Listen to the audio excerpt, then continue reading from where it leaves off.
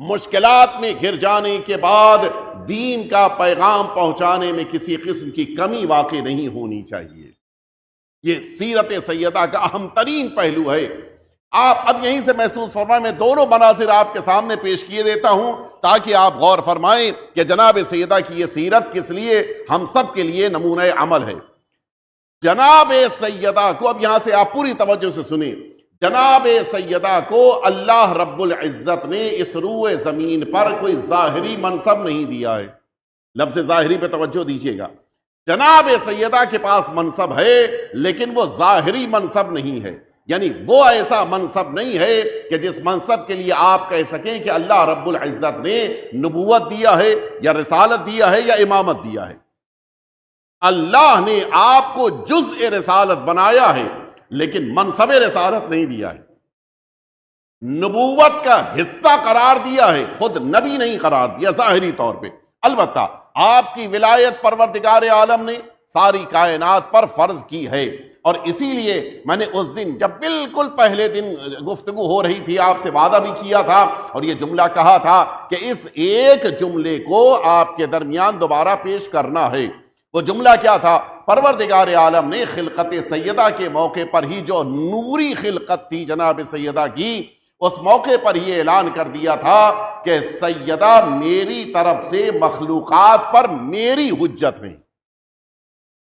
اس کے معنی یہ ہے کہ جناب سیدہ کو پروردگار عالم نے ایک بڑا کام، ایک بڑی ذمہ داری دی ہے، جس ذمہ داری کو جناب سیدہ کو پورا کرنا ہے.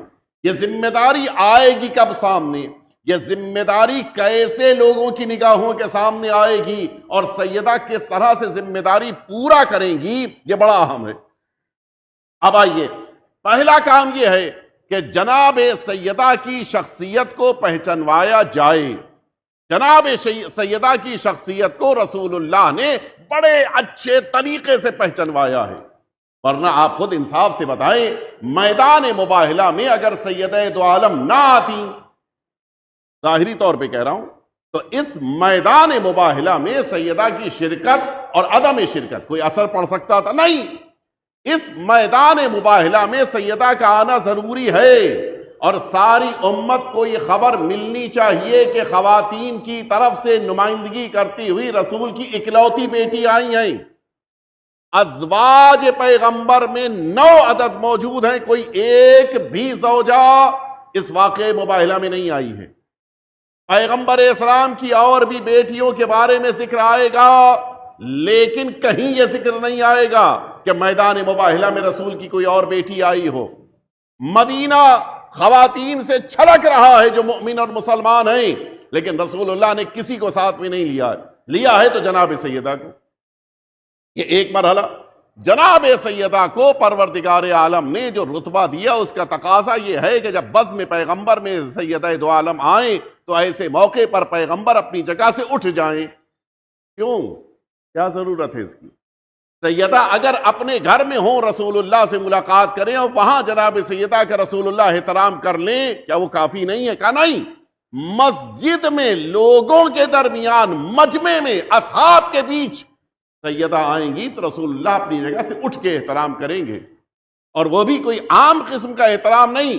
رسول اللہ نے اپنی جگہ پر کسی کو نہیں بٹھایا، سیدہ کو لا کے اپنی جگہ پر بٹھائیں گے. یہ احترام ملاحظہ یہ بالکل الگ ہے، بالکل منفرد ہے. یہ جناب سیدہ کی شخصیت کو پہچنوایا جا رہا ہے. لوگوں کے درمیان اس بات کو سمجھانا ہے کہ جناب سیدہ کو پہچانو. کیوں بار بار بزم پیغمبر میں یہ بات آ رہی ہے کہ رسول اللہ لوگوں سے کہہ رہے ہیں کہ سیدہ میرا ٹکڑا ہے؟ کیوں کہنے کی ضرورت ہے؟ تاکہ لوگ سیدہ کو پہچانیں.